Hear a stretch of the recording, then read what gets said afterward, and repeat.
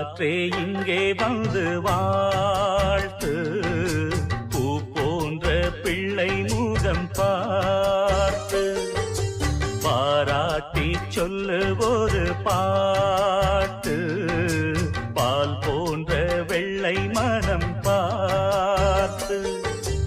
யார் சொல்லுவது இங்கு தாயில்லையென, நான் கொஞ்சிடுவேன் உனையன் பிள்ளையென.